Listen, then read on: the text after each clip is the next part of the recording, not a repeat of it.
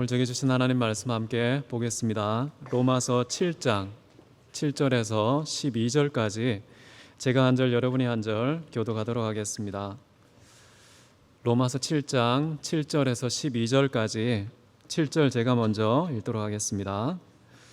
그런즉 우리가 무슨 말을 하리요? 율법이 죄냐? 그럴 수 없느니라. 율법으로 말미암지 않고는 내가 죄를 알지 못하였으니 곧 율법이 탐내지 말라 하지 아니하였더라면 내가 탐심을 알지 못하였으리라.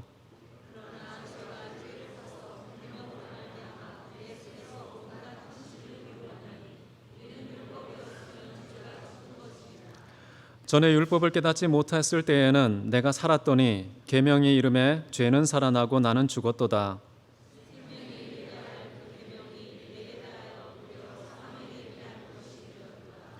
죄가 기회를 타서 계명으로 말미암아 나를 속이고 그것으로 나를 죽였는지라.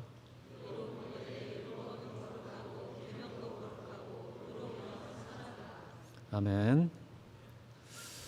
오늘 율법은 무엇인가? 라는 좀 딱딱한 제목으로 하나님 말씀 함께 나누기를 원합니다. 지난 시간 사도 바울은 은혜의 증대를 위해서 죄를 더 짓자 라는 이야기를 했었는데 터무니가 없다는 답변을 했습니다. 두 번째, 우리가 율법 아래 있지 않고 은혜 아래 있으니까 죄를 지어도 된다, 죄가 되지 않는다 라는 주장에 대해서도 단호히 거부했습니다. 자, 이제는 율법 자체가 죄다 라는 주장이 스물스물 올라왔을 때에 그런 주장에 대해서도 단호한 거부를 표명하는데요. 율법이 과연 죄냐? 결코 그럴 수 없다라고 말하면서 율법의 중요한 기능으로서 죄를 깨닫게 하는 그 기능을 말하면서 포괄적으로 율법은 선하고 의롭고 거룩하다라는 그런 결론을 내리는 본문이 되겠습니다. 이 본문에서 저는 특별히 탐심이라는 사례를 사도 바울이 제시하는데 탐내지 말라 이 말에 좀 초점을 맞춰서 나누고 싶고 율법의 종류와 기능은 어떤 것들이 있는지 함께 나누기를 원합니다. 먼저 7절을 한번 보십시오. 우리가 무슨 말을 하리요? 율법이 죄냐? 그럴 수 없느니라. 율법으로 말미암지 않고는 내가 죄를 알지 못하였으니 곧 율법이 탐하지 말라 하지 아니하였더라면 내가 탐심을 알지 못하였을 것이다. 자, 율법에 대해서 사도 바울의 전반적인 태도는 굉장히 부정적인 모습을 보이고 있습니다. 율법은 쓸모없는 것, 있어서는 안 되는 것, 그래서 버려야 폐기해야 마땅한 것 이라는 인상을 주었기 때문에 사도 바울은 여기에서 율법이 꼭 그렇지 않다라는 그런 것을 말해주는데요. 우리가 부정적인 율법의 이미지를 갖게 되는 대표적인 말 중에 하나가 이런 게 있습니다. 우리가 지난번에 살폈던 건데요. 로마서 4장 15절에 율법은 진노를 이루게 하나니 율법이 없는 곳에는 범법도 없느니라. 자, 이런 말씀 들어오면 율법이 없으면 진노도 없어지고 범법함도 없어지니까 범법과 진노를 해결하는 해결책은 율법을 제거하는 것이구나 라는 그런 인상을 주기에 딱이라는 것입니다. 그래서 이런 말씀을 들으면 교회는 좀 헷갈립니다. 도대체 율법을 귀히 여기라는 말인지 아니면 갖다 버리라는 말인지 어떤 태도를 취해야 합당한 것인지 자, 그런 태도를 정확하게 파악하는 것이 상당히 어려운데요. 사도 바울은 여기에서 죄의 중요한 기능으로서 율법의 기능으로서 죄를 깨닫게 한다라는 말을 해주고 있습니다. 그래서 우리가 예비적인 지식으로 도대체 율법이 무엇인가 전반적인 어떤 일종의 큰 그림을 한번 그려보고 싶은데요. 율법의 종류와 율법의 기능 이 두 가지를 조금 언급하면 율법은 이런 것이구나 라는 것을 파악할 수 있어서요. 먼저 율법의 종류, 하나님의 말씀은 어떻게 구성되어 있느냐? 크게 세 가지로 구성되어 있습니다. 하나는 의식법이라는 게 있습니다. 이것은 제사와 관련된 법들이라고 볼 수 있고요. 두 번째는 시민법이라는 게 있습니다. 사회의 질서를 유지하기 위한 규범을 제시하는 율법을 말하는 것입니다. 세 번째는 도덕법이라는 게 있습니다. 이것은 우리의 신앙과 삶의 영원한 규범, 시대와 장소를 초월해서 모든 인간이 반드시 받아들여서 순종해야 되는 영원한 법으로서 도덕법이 있습니다. 의식법은 뭐냐? 의식법은 제사와 관련된 것이라고 했는데요. 이 제사와 관련된 구약의 제사들은 이제 끝나지 않았습니까? 그런데 그 모든 제사가 궁극적으로 가르치는 제사의 실체는 누구일까요? 예수 그리스도 아닙니까? 예수님은 진정한 우리의 대제사장 되십니다.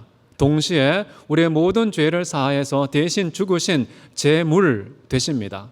그렇기 때문에 구약의 모든 제사와 관련된 의식법들은 예수 그리스도를 가리키는 말이고 예수 그리스도의 죽으심과 함께 종결되었습니다. 완성되었습니다.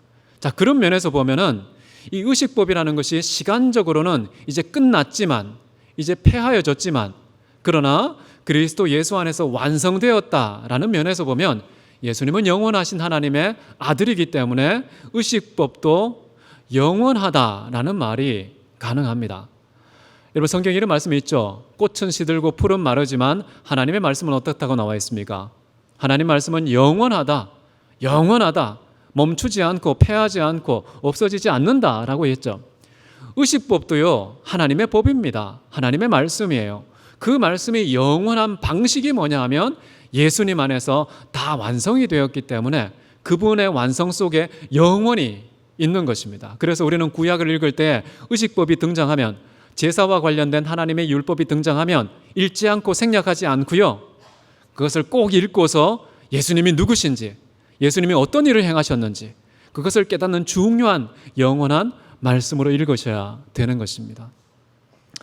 잘못된 사람들은 그 의식법을 다 폐했다고 완전히 갖다 버리고 읽지도 않는 사람들이 있지만 우리 대학교에는 그렇지 않습니다. 의식법도 영원한 하나님의 말씀이다. 두 번째는 뭐라고 그랬습니까? 시민법. 시민법은 구약의 시대에 이스라엘 백성의 질서, 사회적인 질서를 존속하기 위해서 세워졌던 어떤 사회 규범 같은 역할을 하는데요. 자, 그것은 어떻게 될까요? 그 시대에 국한된 시민법일까요? 유대 민족에게만 제한된, 국한된 그런 율법일까? 그렇지가 않다는 것입니다. 시민법도요, 여전히 그리스도 예수의 삶 속에 녹아들어 가 있으면서 그 시민법이 우리에게 제시하는 어떤 행위의 하한선을 넘어서서 그 행위의 하한선을 높이 끌어올려서 궁극적인 실체, 완성, 그것이 무엇인지를 예수님의 사랑을 통해서 분명히 이루셨기 때문에 유대인들이 사회의 질서를 유지하기 위해서 세웠던 모든 법들도요, 예수님의 사랑 속에 다 녹아들어 가 있다는 것입니다. 그래서 시민법, 구약에 나와 있는 일종의 시민법도요, 반드시 지켜야 돼라는 의무는 아닙니다. 의무는 아니지만은 그 율법을 오늘날의 대한민국 사회에도 적용하면은 대단히 유익하다라는 것은 저는 주장하고 싶습니다. 여러 가지가 있죠. 이자법도 있고요. 그다음에 토지 대출법도 있습니다. 서로가 손해를 끼쳤을 때 어떻게 처리하는 게 좋은지, 이 다양한 법들이 있는데 이것들을 말씀 그대로 준수하면 사회의 정의와 공평이 유지되는 아주 중요한 법이다라고 생각해요. 특별히 그 중에 하나가 여러분 희년법 아십니까? 희년법. 토지에 대해서 49년 동안 소유권을 인정하되 50년이 되는 순간 본래의 소유자에게 그 토지가 넘어가는 거예요. 그러니까 한번 토지를 매입했다고 해서 영원히 자자손손 내 것이 되는 게 아닙니다. 한 세대가 지나가면 원래 상태로 돌아가는 이 독특한 희년법.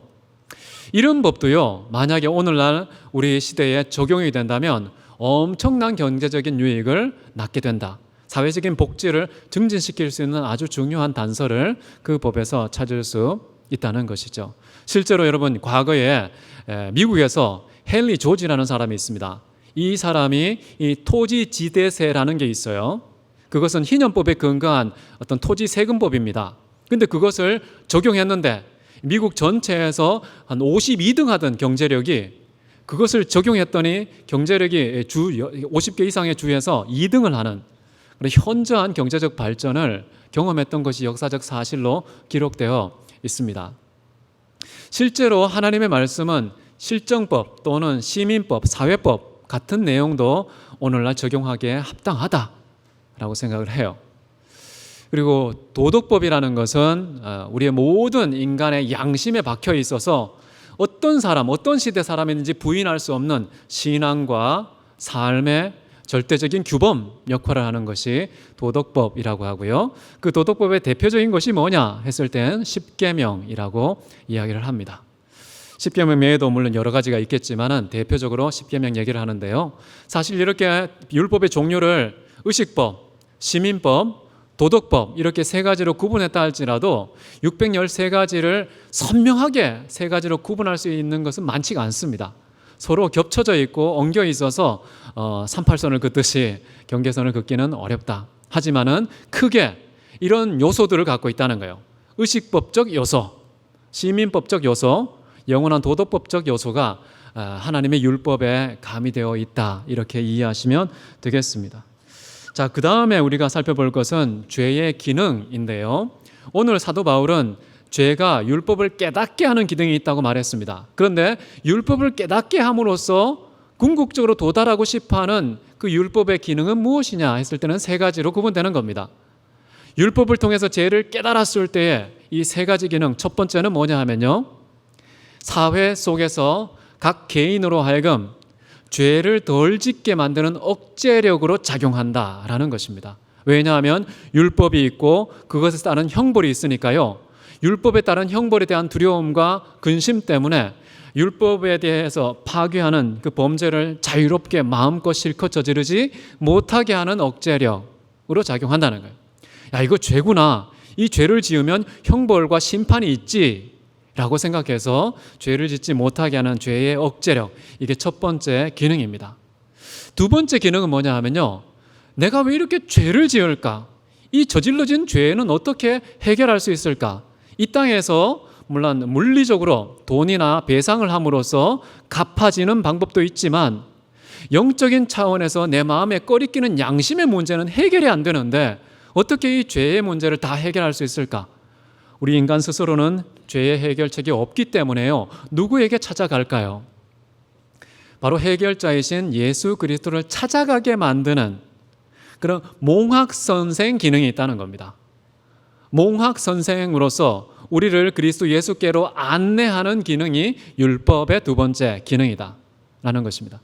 그래서 율법을 통해 죄를 깨달으면 첫 번째는 죄의 억제력이 생기고 두 번째는 예수 그리스도 해법을 찾게 된다라는 것이죠. 세 번째 기능은 뭘까요? 세 번째 기능은요, 예수 그리스도를 믿은 다음에 거듭난 자가, 하나님의 백성들이 어떻게 할 것이냐, 이것을 말할 때 제3의 용법이라고 말하는데요, 이것은 성화의 길로서의 율법입니다. 거룩한 삶을 살아가는 안내자, 방향을 제시함에 있어서 우리에게 율법적인 기능이 있는데요, 우리가 하나님의 율법을 알고 있기 때문에 거듭난 이후에 신자로서, 하나님의 백성으로서 어떻게 거룩한 삶을 살 것이냐, 결국 다시 하나님의 율법으로 돌아오게 된다는 것입니다. 이 하나님의 율법은 우리가 어찌할 바를 모를 때에 이렇게 살면 거룩한 삶을 살 수 있어 라는 안내자 역할을 하기 때문에 중생 이후에도 하나님의 율법은 유효하고 중요하다라는 차원에서 제3의 기능이 있는 것입니다. 자, 율법은 죄를 도입하는 죄의 원흉이 아닙니다. 그리고 그 죄의 문제를 해결할 수 있는 해결자도 아닙니다. 율법이라는 것은 우리가 얼마나 죄를 지었는지 그 죄와 죄의식과 죄인됨을 깨닫게 하는 그런 기능을 가지고 있다는 것입니다. 그것의 대표적인 사례로서 지금 사도 바울이 7절에서 언급하는 것은 탐내지 말라. 너희는 탐내지 말라. 자, 이것을 제시하는데요. 여러분, 탐심이라는 것, 자, 이것은 어디에 등장합니까? 여러분, 출애굽기 20장 보면은 10계명이 등장하죠. 거기 10가지 계명 중에서 이 탐심이라는 항목은 10번째 계명이에요. 1계명에서 4계명은 하나님 사랑과 관련된 계명이고요. 5계명에서 10계명은 이웃 사랑과 관련된 것인데 5계명부터 9계명까지는 뭐냐 하면 눈에 보이는 가시적인 범죄를 지적하고 있습니다. 불효, 부모에게 공경하라는 것이죠. 살인하지 말라는 것이죠. 그 다음에 도둑질, 그 다음에 간음, 그 다음에 뭡니까? 거짓 증거. 이것은 다 가시적으로 눈으로 확인할 수 있는 범죄이고 그 범죄를 금지하는 명령이 바로 5계명에서 9계명인데요. 근데 마지막 10계명은 무엇일까요? 왜 사도 바울은 이 많은 계명 중에서 딱 하나 꼬집어서 탐내지 말라라는 계명을 지금 설명하고 있는 것일까요? 10계명에 있어서 우리의 인생에 있어서 굉장히 중요한 요소가 바로 10번째 계명에 있기 때문에 그렇습니다. 탐심은 눈에 보입니까? 보이지 않습니까? 도무지 사람이 확인할 수 없는 영역의 죄가 뭐냐 하면요, 탐하는 마음입니다. 탐심이라는 것이죠. 그러면 앞에 5계명과 9계명, 그 다음에 10계명, 이 둘 사이의 관계는 어떻게 될까요? 눈에 보이는 불효, 살인, 간음, 거짓 증거, 이 모든 것들의 원인이 뭘까 했을 때에 지금 10계명이 지적하는 것은요, 인간의 탐심에서 비롯된 것이다 라고 지금 지적하고 있는 것이죠. 이것은 여러분 야고보서 1장 15절에 잘 나타나 있습니다. 욕심이 잉태한 즉 죄를 낳고 죄가 장성한 즉 사망을 낳느니라. 왜 인간은 죄를 짓느냐? 10계명으로 요약되어 있는 그런 모든 죄악들이 왜 나왔느냐? 그 죄의 근원에 무엇이 잉태한 원인이 있는데 죄의 자궁으로서 욕심이라는 것, 탐욕이라는 것, 탐심이라는 것이 가장 심각한 죄의 원흉이다라는 것이죠. 나머지 계명들은 어떤 겁니까? 그 탐심이 밖으로 외출했을 때, 표출될 때 나타나는 죄의 다양한 양상들이라는 것이죠. 그래서 우리 10계명을 이해할 때 잘 이해해야 됩니다. 사도 바울이 굉장히 중요한 걸 지적하죠. 겉으로 드러난 죄의 문제를 지적하지 않고요, 그 모든 것을 가능하게 만든 원인으로서 인간의 속에 있는 보이지 않는 탐심, 이 탐심을 금하라 라는 말씀을 지금 우리에게 해주고 있는 것입니다. 여러분, 탐심이라는 것, 마음에 무언가를 도모하는 그런 마음이 과연 죄일까? 성경이 말해주지 않으면요, 탐심을 몰랐었다라고 사도 바울이 말합니다. 그 똑똑한 석학이 탐심이 죄인지 아닌지를 몰랐다는 거예요. 몰랐는데 성경에서 지적을 해주니까 탐심은 죄야 라고 꼬집어주니까 탐심은 죄구나 라고 알게 되었다는 거예요. 여러분은 탐심, 마음에 어떤 하고자 하는 욕구, 갖고자 하는 욕구, 가고자 하는 욕구, 이런 욕구가 죄라고 생각해 본 적이 있습니까? 없으시죠? 이 기독교는요, 우리 인간의 굉장히 근원적인 것을 질문합니다. 그것에 대해서 질문하고 그 원인을 발견하도록 우리를 초청하는 독특한 교사 역할을 하는 것이 하나님의 율법, 말씀이라는 것이죠. 여러분, 인간은 왜 배가 고픕니까? 질문해 보신 적 있습니까? 배가 고프잖아요. 지금도 표정이 배고픔 이렇게 써 있는 분도 계신데요. 왜 인간은 배가 고파야 되지? 이런 질문을 할 수 있잖아요. 요즘에는 왜 나는 여자지? 나는 왜 남자지? 그래서 그런 것을 마구 바꾸려고 하는 그런 남녀의 경계벽을 허물고 마구 넘나드는 것이 자유라고, 인권이라고 해석되는 시대에 살고 있습니다. 왜 인간은 배가 고파야 되지? 안 고프면 안 돼? 근데 그거는 해결하기가 어렵습니다. 인간의 배고픔은 해결하기 어려워요. 왜 배고플까? 저 고민해 보니까요, 인간은 의존적인 피조물이구나, 자존적인 신이 아니구나. 저는 배고픔 속에서요, 나의 주제를 파악했습니다. 나는 배고픈 존재, 외부에서 에너지가 공급되지 않으면 스스로 생존하고 살아갈 수 없는 존재. 그러나 하나님은 달라. 하나님은 외부의 어떤 공급과 도움을 받지 않고 스스로 계신 분. 참으로 현저한 차이인 거예요. 창조자와 피조물 사이에 이루 말할 수 없는 차이가 이 배고픔이 입을 열어서 메시지를 전하고 있었구나 라는 것을 조금씩 깨닫게 되는 것이죠. 또 다른 질문 한번 또 해보십시오. 아리스토텔레스가 이런 질문을 제자에게 받았답니다. 선생님, 파도는 왜 치는 것입니까? 아리스토텔레스는요, 그 당시 기원전 4세기 5세기 때요, 어떤 질문을 던져도 무슨 것이든 답변할 수 있었던 최고의 석학이었습니다. 그 사람이 썼던 책들을 한번 보십시오. 어마어마합니다.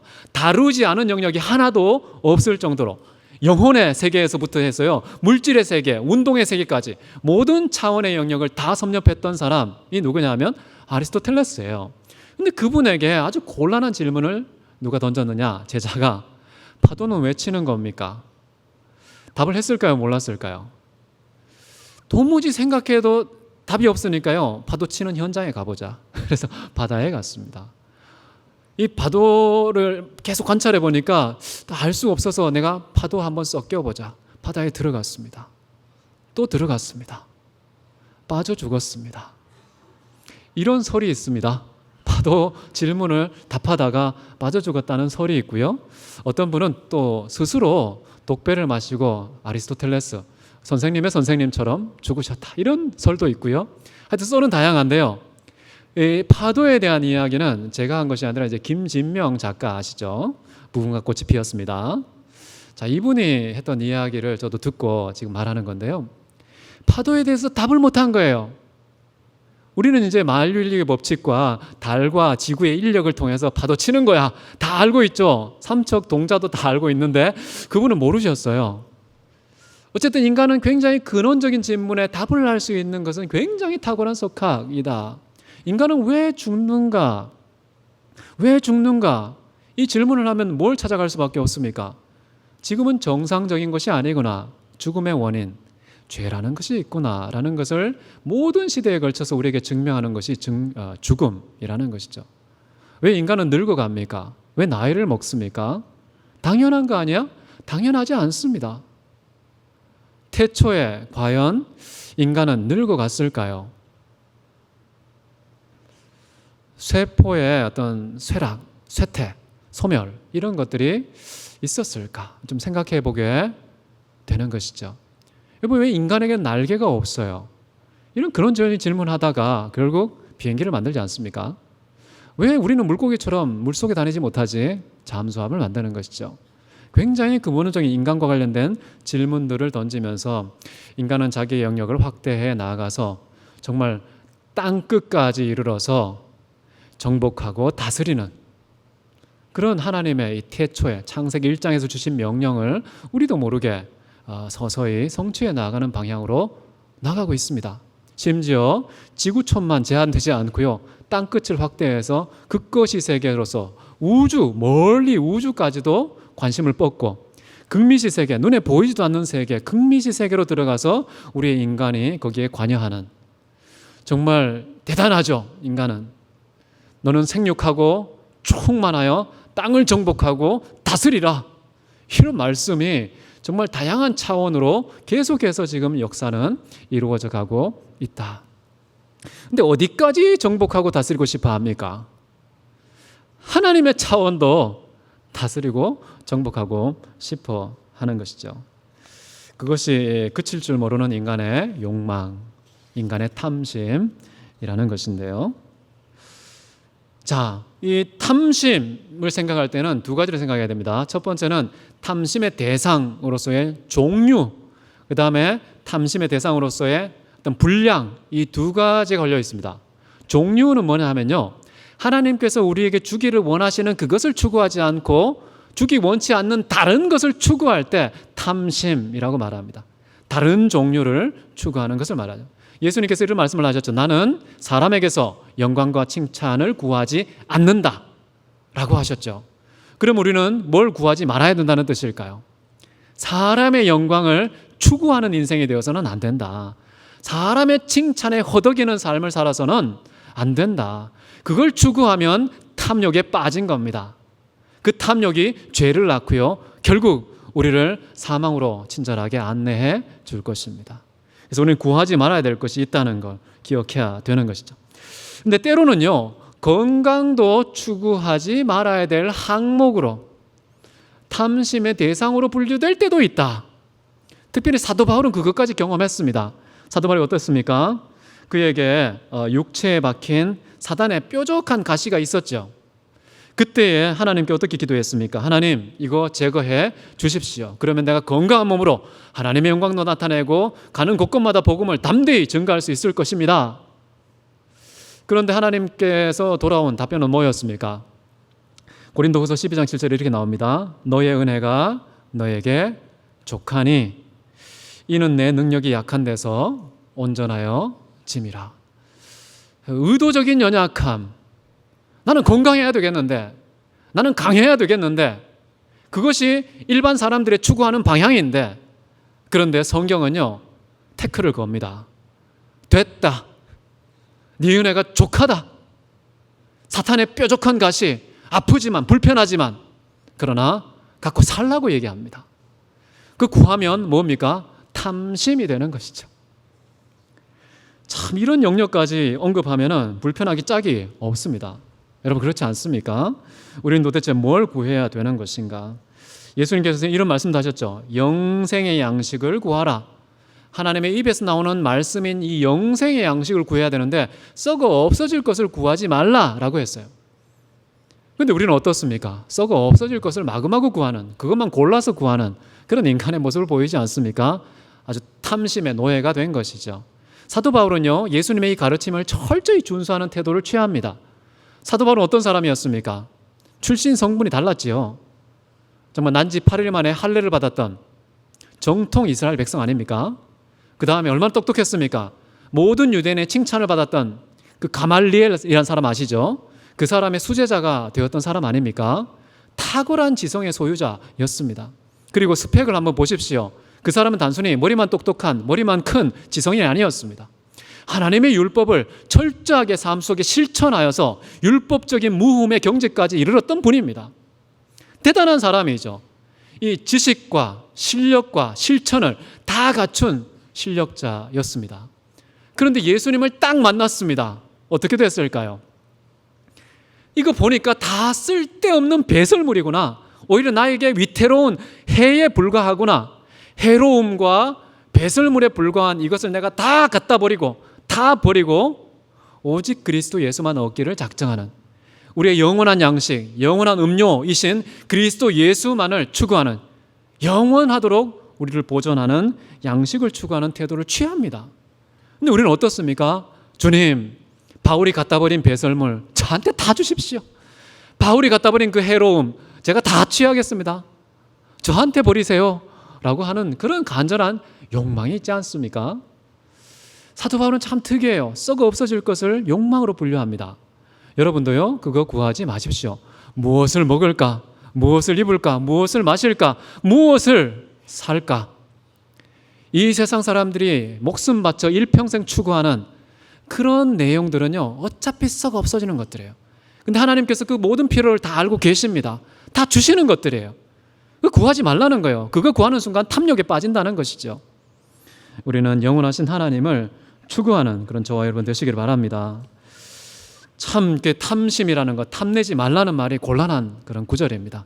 십계명 전체를 아우르는 가장 중요한 핵심 구절이 바로 탐심인 것이죠. 두 번째는 뭐냐면 뭐라고 그랬습니까? 소유의 분량과 관계되어 있다고 그랬죠. 아까는 소유의 종류에 대한 것이고요. 이번에는 소유의 분량과 관련해서 우리는 어떤 것을 추구해야 될까? 너무 부하지도 말고요. 너무 빈하지도 않게 적당한 분량의 재물과 소유가 있으면 된다라고 말하는 것이죠. 너무 과도한 것 여러분 추구하지 마십시오. 돈도 그렇습니다. 재물도 그렇습니다. 외모도 그렇습니다. 너무 기가 막힌 것, 너무 과한 것을 추구하는 것은 다 탐심이다라고 말합니다. 이 단순히 외적인 것만 추구하는 것이 탐심이 아니고요. 내적인 어떤 정신적인 요소까지도요. 과하게 추구하면은 그것은 탐심이라고 말하는데 성경에 이런 구절이 있죠. 우리가 수요 예배 때 전도서 다뤘었는데요. 7장 16절 함께 읽어보겠습니다. 시작. 지나치게 의인이 되지도 말며 지나치게 지혜다도 되지 말라. 어찌하여 스스로 패망하게 하겠느냐. 과도한 의로움 추구하지 마십시오. 과도한 지혜도 추구하지 말라는 것입니다. 아니 의로운 거 좋은 거 아닙니까? 지혜 좋은 거 아닙니까? 이렇게 생각할 수 있죠. 그런데 그것도 과하면은 탐심이라는 거예요. 우리에게 해로운 것입니다. 배설물이 될 수 있다는 것이죠. 과한 것은 그 어떤 상황 속에도 좋지 않다. 그래서 시편에 보면, 잠언에 보면 이런 말씀이 나오지 않습니까? 너희가 꿀을 먹거든 조카리만큼만 먹어라 라고 나와 있죠. 과도하게 꿀 먹어보십시오. 당뇨병에 걸릴 수도 있습니다. 속이 부글부글거리고요. 우리에게 해로움을 끼칠 수 있는 것이죠. 아니 꿀인데요. 꿀도 그렇습니다. 금덩이도 그렇고요. 지혜도 그렇고 의로움도 그렇습니다. 주님보다 더 의로우려고 하지 마십시오. 성경보다 더 지혜와 지식을 추구하지 마시기 바랍니다. 적정선이 있다는 것이죠. 여러분, 탐심은 왜 생기는가? 이런 질문 한번 해보십시오. 탐내지 말라고 했는데 탐심이 생기는 이유는 뭘까? 이거 따져봐야 되지 않습니까? 왜 탐심이 생길까요? 탐심의 발생을 사도 바울은요, 성경은요, 죄 때문에 촉발된 것이다. 죄와 연결되어 있다라고 말합니다. 죄 때문에요, 인간은요, 만족을 모릅니다. 만족하지 못하는 이유는 뭘까요? 타락한 이후에 인간은요, 만족하지 않습니다. 그런데 만족하지 않는 이유는요, 스스로 만족할 수 없기 때문에 그렇습니다. 전도서 1장 8절에 이런 말씀 나옵니다. 눈은 보아도 족함이 없고 귀는 들어도 차지 않는도다. 눈으로 막대한 부를 목격하려는 그 욕망이 있어도요, 채워지지 않는다는 겁니다. 수많은 칭찬과 존경의 목소리를 들으려고 귀를 기울여도 만족함이 없다는 것입니다. 아무리 좋은 것을 많이 주어도 채워지지 않는 불만이 우리 인간의 근원적으로 있다라는 것이죠. 짐승은 좀 다르지 않습니까? 짐승은 배만 부르면요, 안식의 수면에 곧장 들어서 두 다리 쭉 뻗고 잘 자지 않습니까? 근데 인간은요, 아무리 배 터지게 먹어도, 아무리 수많은 칭찬을 들어도요, 이상하게 만족하지 못해요. 그래서 무언가 또 다른 것을 추구하는 그런 욕망의 노예가 되어 있는 것을 보게 되는데요. 저는 그 이유를 인간에게는 짐승에게 없는 마음, 영혼이 있기 때문이다라고 생각합니다. 근데 이 영혼을 어떻게 만족시키느냐? 이것은 사람이 할 수 없다는 거예요. 그러니까 항구적인 불만에 쌓여 있을 수밖에 없다는 것. 고린도후서 3장 5절입니다. 같이 읽겠습니다. 시작. 우리가 무슨 일이든지 우리에게서 난 것처럼 스스로 만족할 것이 아니니 우리의 만족은 오직 하나님으로부터 나느니라. 만족의 출처, 근원, 샘 어디라는 것입니까? 하나님 자신밖에 없다는 것이죠. 그렇기 때문에 우리는요, 사람에게서, 동물에게서, 애완견에서 만족을 취해서는 안 되겠습니다. 그들은요, 인간의 영혼을 만족시킬 수가 없습니다. 아무리 개가요, 애완견이 자기를 희생해서 보신탕이 되더라도 우리 인간에게 만족을 주지 못합니다. 왜? 인간은 위장이 채워지면 만족하는 존재가 아니고요, 영혼이라는 독특한 위장이 채워져야 비로소 만족하는 존재이기 때문에 그런 것이죠. 어떻게 하면 영혼을 채워줄 수 있을까요? 보이지도 않는 영혼을 누가 채워줄 수 있습니까? 아내가 채워줄 수 있습니까? 남편이 채워줄 수 있습니까? 어머니, 아버지? 아무도 채워지지 못합니다. 참 신기합니다. 인간의 존재는 짐승과 달라서 독특한 영혼의 차원이 있어서 그것이 만족돼야 비로소 만족할 수 있는 존재라는 것인데요. 시인은 이렇게 얘기합니다. 체험을 한 것이죠. 그가 사모하는 영혼에게 만족을 주시며 줄인 영혼에게 좋은 것으로 채워 주심이라. 시인은 체험한 겁니다. 하나님이 바로 나의 줄인, 가란, 정말 간절히 소원하는 영혼을 좋은 것으로 채워 주시는구나. 그 좋은 것은 뭡니까? 하나님 자신이겠죠. 자, 이렇게 영혼을 지으신 창조자 이외에는 영혼의 존재도 모르고 영혼의 필요도 모르고 영혼을 어떻게 채워야 될지 그 만족의 대상도 모르고 채워질 수 있는 구체적인 능력도 없다는 사실을 우리는 이해할 필요가 있습니다. 정리가 되시죠? 이제 이 탐욕은 왜 생기느냐? 영혼의 공복 때문에 그렇다는 것. 그러면 탐심의 종결은 무엇이냐? 영혼의 만족에 있다는 것. 근데 영혼의 만족을 가능하게 하는 유일한 그 만족의 공급자는 창조주 하나님밖에 없다는 것. 이렇게 정리하시면 되는데요. 이제 문제는 우리가 하나님을 알고 믿고 영혼이 충만한 만족을 얻었음에도 불구하고 여전히 남아있는 숙제가 있습니다. 물질의 목마름이 여전히 남아있다는 것이죠. 그래서 우리가 믿은 자가, 하나님을 이미 영혼에 소유한 자가 물질에 대해서 어떤 태도를 취하며 살아야 할까요? 저는 디모데전서 6장 6절에서 사도 바울이 이런 말을 참 좋아하는데요. 큰 이익은 자족하는 마음을 겸한 경건이라. 자족하는 마음과 더불어서 하나님을 닮아가는 것이 그 자체가 최고의 유익이다. 이 경건이라는 것은 다른 어떤 목적을 취하기 위한 수단이 아니라는 거예요. 이미 그 자체가 만족이라는 거예요. 이미 내 영혼의 배부름이라는 것입니다. 그렇기 때문에 자족하는 것, 스스로 만족하는 것이 필요하다. 여러분 그리스도인 아닙니까? 여러분 하나님의 자녀 아닙니까? 영혼의 만족을 얻었어요. 그럼 어떻게 살아야 될까요?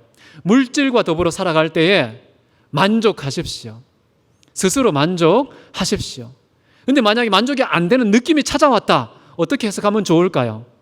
내가 하나님으로 만족하지 못하고 있다는 신호등으로 받아들이시면 되겠습니다.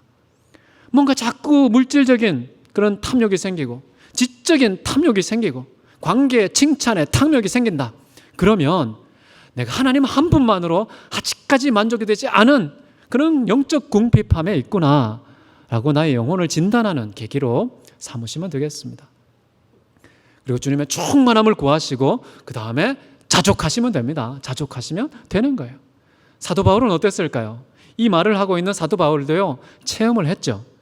우리가 한번 읽어보겠습니다. 빌립보서 4장 12절인데요. 시작. 나는 비천에 처할 줄도 알고 풍부에 처할 줄도 알아. 모든 일, 곧 배부름과 배고픔과 풍부와 궁핍에도 처할 줄 아는 일체의 비결을 배웠노라. 여러분 모든 사람들이 경험하는 인생에 사계절이 있지 않습니까? 뭡니까? 배고픔, 봄입니까?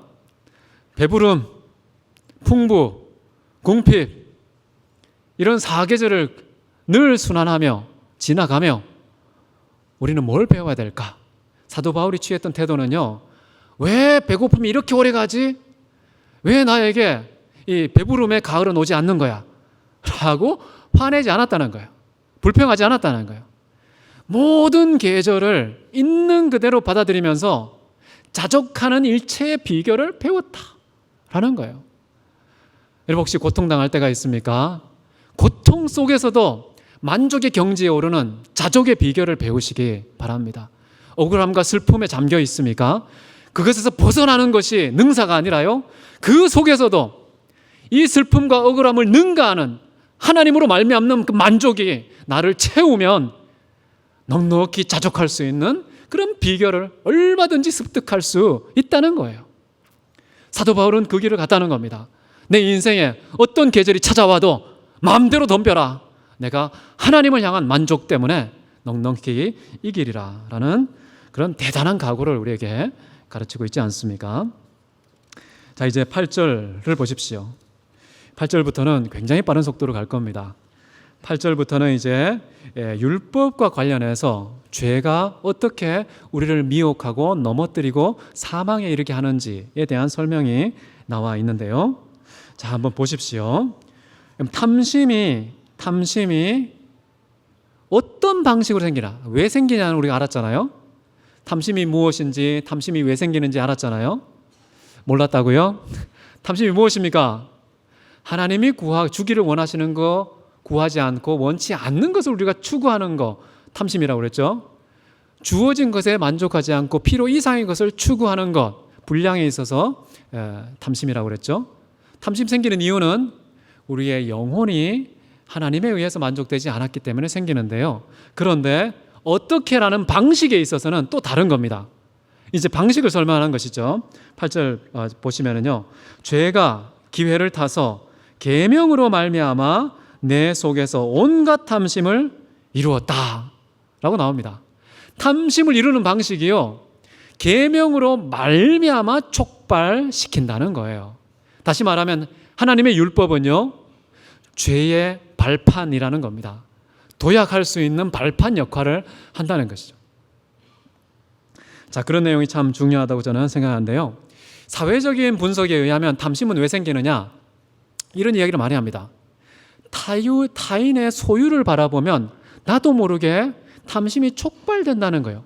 평소에는 그거 갖고 싶지 않았는데 타인이 갖고 있는 걸 보니까 나도 모르게 심술이 생긴다는 거예요. 나도 가지면 좋겠다, 나도 가져야지 라는 남의 떡이 커 보이는 현상, 그런 것이 탐심의 아주 중요한 원인이다라는 것인데, 저는 이런 분석을 받아들입니다. 진짜 그래요. 여러분, 연인 간에도 삼각관계라는 게 있지 않습니까? 평소에 둘만 만났을 때는 그렇게 안 예뻐 보이더니, 그렇게 집착을 안 하더니 누군가를 만나고 눈길을 주기 시작하면요, 그때부터는 불타는 소욕의 노예가 되지 않습니까? 그 사람을 잡으려고 모든 걸 희생할 각오를 합니다. 근데 하나님께서는 이런 질투심을 섭리의 한 도구로 쓰실 때가 있는 것 같아요. 언제 있습니까? 유대인들이 자기들은 택함 받은 백성이고 하나님은 나의 하나님, 유대인의 하나님이라고 생각했거든요. 그런데 하나님께서 어떻게 했습니까? 자기를 하나님이라고 일컫지 않는 백성에게 나가 하나님이 되고 이방인에게 하나님이 된 겁니다. 왜 그랬을까요? 로마서 뒷부분에 나오는데요. 시기 나게 하려고, 질투하고 부러워하게 하려고 하나님께서 이방인의 하나님이 되셨다. 그래서 때가 차면 이방인의 수가 차기까지, 그때까지는 유대인이 못 돌아오게 되는 그런 질투의 세월이 있다는 겁니다. 하나님이 쓰시는 방식 같아요. 근데 이것을 또 사람이 이용하는 경우가 많습니다. 저 사람이 나를 안 사랑해? 두고 보자 하면서 이 다른 사람에게 눈길을 주는 것으로 남편이나 아내의 사랑을 다시금 회복시키려는 전략적인 외도 그런 것을 취하는 사람도 있지 않습니까? 그건 좀 안 되지만 어쨌든 이 남의 떡이 커 보인다는 것에서 한번 생각해 보십시오. 언제 남의 떡이 가장 커 보일까요? 사람이 갖고 있는 떡은요 별로 크지 않습니다. 지금 조국 후보자, 그분이 참 똑똑하고 모든 것을 최고의 엘리트 생활을 하고 가장 좋은 어떤 상위 계층의 삶을 살지 않습니까? 부럽습니까? 그 떡 커 보입니까? 커 보이죠. 보이는데 더 큰 떡이 있습니다. 다른 어떤 떡과 비교할 수 없는 최고의 떡, 무엇일까요? 하나님이 갖고 계신 것에 대한 탐욕이 생깁니다. 주님이 갖고 계신 소유, 하나님의 소유를 나도 가져야지라는 그 남의 떡은 역대급입니다. 이보다 더 큰 떡은 없습니다. 그런 남의 떡을 차지하고 싶어하는 인간의 탐심이라는 독특한 본성이 있다는 거예요. 이게 참 묘합니다. 이게 율법이라는 디딤돌을 박차고 우리로 하여금 기회를 타서 죄를 짓게 만드는 그런 방식의 탐욕이라는 거예요. 창세기 한번 잘 보십시오. 하나님께서 무슨 명령을 하셨죠? 선악을 알게 하는 나무의 열매는 따먹지 말라. 이 명령이죠. 계명입니다. 근데 사단이 어떻게 이 계명으로 말미암아 우리로 하여금 탐심이 생기게 할까요? 아주 교묘하게 질문을 꼬웁니다. 주제를 살짝 변경해서요. 아주 기가 막힌 미혹의 질문을 던지는데 창세기 3장 1절에 말합니다. 사단의 말이에요. 하나님이 참으로 너희에게 동산나무의 열매를 먹지 말라 하시더냐. 살짝 꼬았죠. 동산의 모든 열매 먹지 말라고 그랬어? 라는 질문으로 이 하나님의 명령을 자꾸만 재해석하게 만듭니다. 이 교묘한 거예요. 하나님의 계명이 있는데요. 그 계명을 틈타서 그 계명으로 말미암아서 탐심이 생기게 만들어요. 이런 논지의 교묘한 변경으로 인간의 의구심을 자극하고 탐심을 촉발하는 그 결과로서 하와의 마음에 어떤 일이 생깁니까? 하와의 마음속에 생긴 결과를 한번 보십시오. 사도 바울이 해석한 것과 똑같아요. 창세기 3장 6절 시작. 여자가 그 나무를 본즉 먹음직도 하고 보암직도 하고 지혜롭게 할 만큼 탐스러운 나무더라. 뭔가 탐욕이 생긴 겁니다. 사단이요 하나님의 율법으로 말미암아서 그 기회를 타서 우리 마음속에 탐욕이 생기게 만들어요. 저거 따먹으면 좋겠네 라는 판단력이 자꾸만 자극이 되고 따먹고자 하게 된다는 것이죠. 자, 이렇게 남의 것을 탐하고자 하는 마음, 심지어 하나님의 것을 취하려는 그런 마음이 생긴다는 것. 자, 이거 가만히 보면요, 이 탐욕이 얼마나 넓은 영역까지 확대되는지를 알 수가 있죠.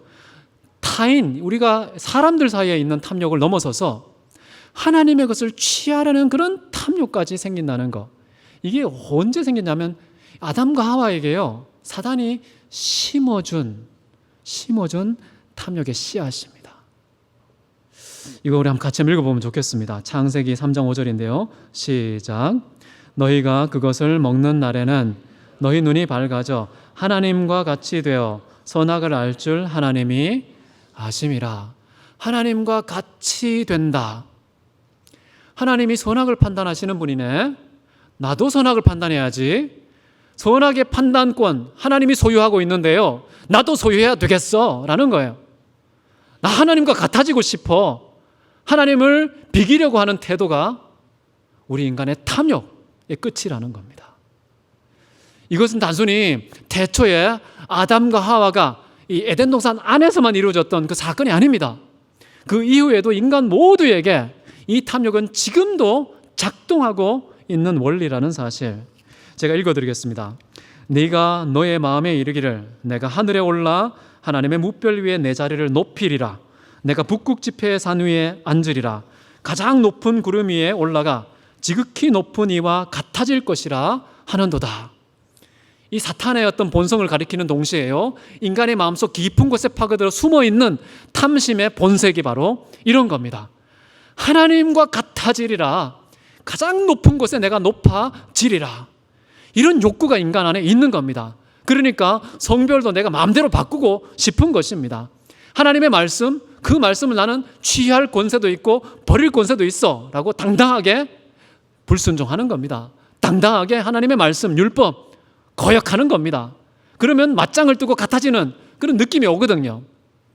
아버지가 무슨 말을 했습니다. 그런데 싫은데요? 라고 하면 아버지와 맞먹겠다는 뜻이죠.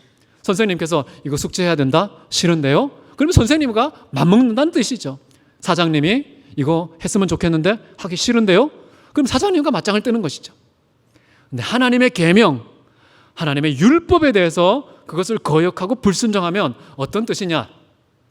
하나님과 같아지려는 그런 욕구가 속에서 생기는데요, 억지로 하는 욕구가 아닙니다. 보암직도 하고요, 먹음직도 하고요, 지혜롭게 할 만큼 탐스러운, 적극적이고 자발적이고 기꺼이 하고자 하는 그런 탐심이 작용해서 하나님과 같아지려고 율법을 거절하고 하나님의 계명, 도덕법, 하나님의 모든 질서를 훼손하고 거부하는 인간의 본성이 작동하게 된다는 것입니다. 하나님의 말씀을 마무리하겠습니다. 사단이 율법으로 말미암아 우리를 죄에 빠뜨리는 방식은 속임수라고 나와 있습니다. 속임수. 11절에 보면요, 속임수라고 나와 있습니다. 마귀는요, 거짓의 아비입니다. 속임수의 달인입니다. 얼마나 교묘하게 우리 인간을 속이는지 모릅니다. 마치 내가 정당한 욕구를 갖고 있는 것처럼 착각하게 만들면서 탐심의 노예가 되게 하는 정말 교묘한 속임수의 달인이 누구냐? 마귀라는 사실입니다. 지금도 그 마귀가요, 속임수로 삼킬 자를 사방을 우겨싸면서 찾고 있다는 사실, 그 더러운 아가리를 벌려서 하나님의 백성들을 삼키고 하나님의 법을 훼손하고 죄악이 창궐하게 만드는 그런 시도가 지금도 멈추지 않고 진행 중이라는 사실, 여러분 기억하면서요, 하나님의 뜻에 순종하시기 바랍니다. 그래서 사도 바울은요, 하나님 말씀은 거룩하고 하나님 말씀은 의로우며 하나님의 말씀은 선하도다. 이 말씀에 순종해야 됩니다. 그래야지 거룩하고 의롭고 선한 삶이 가능하게 되는 것입니다. 그러할 때 하나님은 창조주 하나님 되시고요, 우리는 피조물로서 하나님의 뜻에 순종하는 올바른 질서 속에 참된 삶을 살아갈 수 있게 된다는 것 믿고 순종하는 저와 여러분 되시기를 주의 이름으로 축원합니다. 함께 기도하시겠습니다.